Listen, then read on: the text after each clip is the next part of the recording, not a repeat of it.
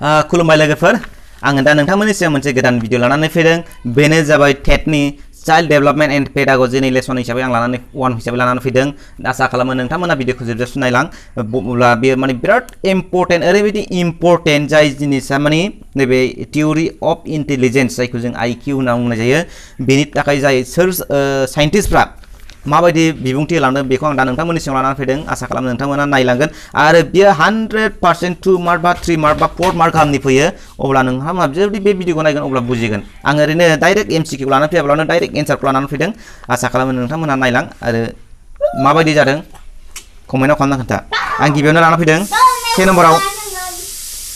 नम्बराव दं वन factor theory थामहिनबा वन फैक्टर थियरिखौ सोर होदोंमोन गोसोआव लाब्लानो जाबाय बियो जाबाय लानानै फैदों आलफ्रेड बिनेटआ गोसोआव लाब्लानो जाबाय बेनि उनाव दं 2 नम्बरावहाय टू फैक्टर थियरिखौ सोर लाना फैदोंब्ला चार्लेस स्पेयारमेनआ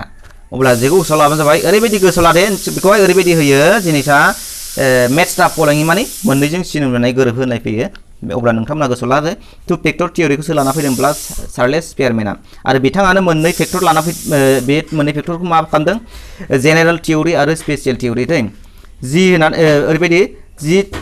जि थियरि आरो एस थियरि बनाव जायो जिनि मिनिङा जाबाय जेनेरेल आरो एसनि मिनिङा जाबाय स्पेसियेल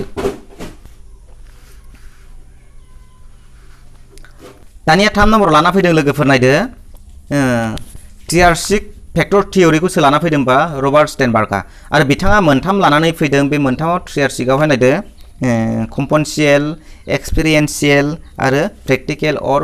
कन्टेक्सुएल दा ओरैबायदि मेचिं होनो हागौ कम्पनशियेल फैक्टर थियरि होबाय बेनि उनावहाय ओरैबायदि होबाय रबार्ट स्टेनबार्गखौ नैबेयाव होफैबाय अब्ला मेचिं खालामनांगौ बेफोरबायदि फैनो हागौ आरो अब्ला नोंथांमोना बेखौ गोसोआव लाब्लानो जाबाय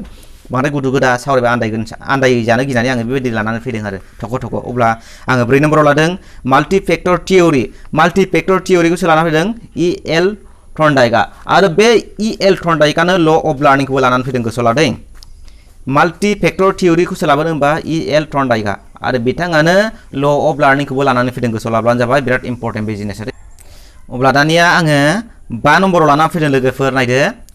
ग्रुप फैक्टर थियरि दा ग्रुप फैक्टर थियरिखौ सोर लाना फैदोंबा लुइस टार्नस्टनआ बे ग्रुप फैक्टर थियरिखौ लाना फैदों अब्ला बेखौ बिराद इम्पोर्टेन्ट बेफोरो गोसोआव ला सोर साइन्टिस्टफ्रा माबायदि इन्टेलिजेन्स आईक्यूखौ लानानै फैदों होनब्ला दाना बिथाङा माबायदि होदों बे आईक्यू फर्मुलाखौहाय नैबे आईक्यू इज इक्वल टु नैबेवहाय होनानै क्रनोलजिकल एज जायखौ जों सी होनो आरो मेन्टेल एजखौ जों एमएबो होनना मिथिनाय जायो दै गोसोआव लाब्लानो जाबाय आरो इनटु 100 अब्ला बेनि आईक्यू फर्मुलाया जाबाय लुइस टार्नस्टननि आईक्यू फर्मुला नैबे गोसोआव लाब्लानो जाबाय बिराद इम्पोर्टेन्ट बे जिनिसा आरो फैबाय थायो एग्जाम दानिया 6 नम्बराव लोगोफोर ट्राइ डाइमेनसनेल थियरि बेखौ सोर लाना फैदों होनबा गुलफर्ड गोसोआव लाबाय जाबाय बिराद इम्पोर्टेन्ट ट्राइ डाइमेनसनेल थियरिखौ सोर लाबोदों होनबा गुलफर्ड दै गोसोआव ला बिराद इम्पोर्टेन्ट बेनि उनाव नेक्स्टआव दं मा नायनि 7 नम्बराव दं नायदो लोगोफोर माल्टि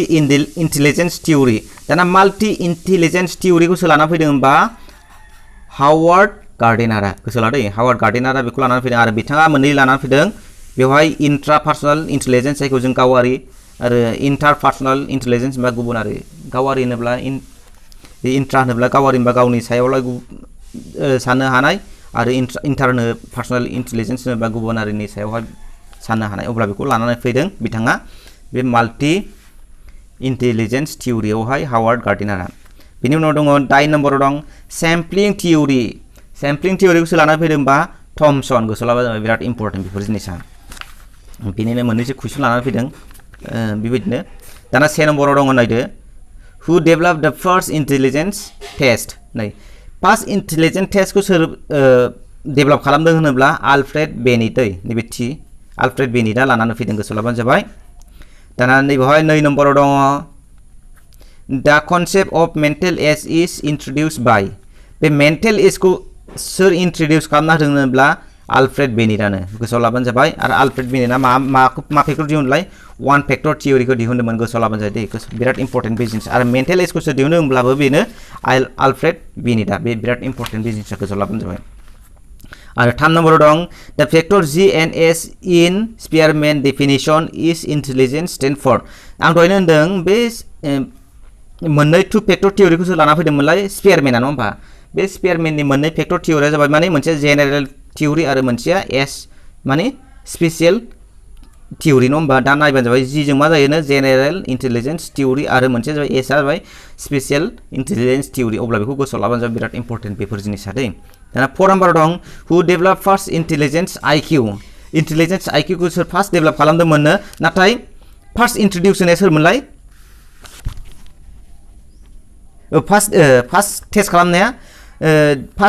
जाबाय आलफ्रेड बेनी दै ओमफ्राय नाथाय बहाय दं फार्स्ट डेभेलप खालामनाया सोरमोन सार फ्रान्सिस गेल्टन गोसोआव लादो नैबे एस आइ आरसो सार फ्रान्सिस गेल्टन जोंहा फार्स्ट टेस्ट खालामनाया होमबा डेभेलप द फार्स्ट इन्टेलिजेन्स टेस्ट होनोब्ला आलफ्रेड बेनी दै गोसोआव ला आरो बेवहाय डेभेलप द फार्स्ट इन्टेलिजेन्स आइकिउ होनोब्ला बेयाव टेस्ट होनोब्ला जोङो आलफ्रेड बेनी जागोन आरो फार्स्ट इन्टेलिजेन्स माने डेभेलप खालामदों होनोब्ला सार फ्रान्सिस गेल्टन गोसोआव लाबानो जाबाय बिराद इम्पर्टेन्ट बे जिनिसा मोननैजों कनफिउज जानो नागिरो डेभेलप आरो टेस्ट खालामनायनि सायावहाय दानिया 5 नाम्बार लाना फैदों लोगोफोर नायदो कनसेप्ट अफ इन्टेलिजेन्स क्वेश्चन्स बाय बुंदों उइलियाम स्टार्नआ बेखौ लानानै फैदों गोसोआव लाबानो जाबाय बिराद इम्पर्टेन्ट 2 नाम्बाराव दङ formula of intelligence questions given by नैबेहाय दं क्वेश्चन वाज थागौमोन was given by Louis Thurstone बेखौ सोलाबानो जाबाय बिराद इम्पर्टेन्ट बेफोर जिनिसा दाना नेक्स्टआव थांनि जोङो मा दं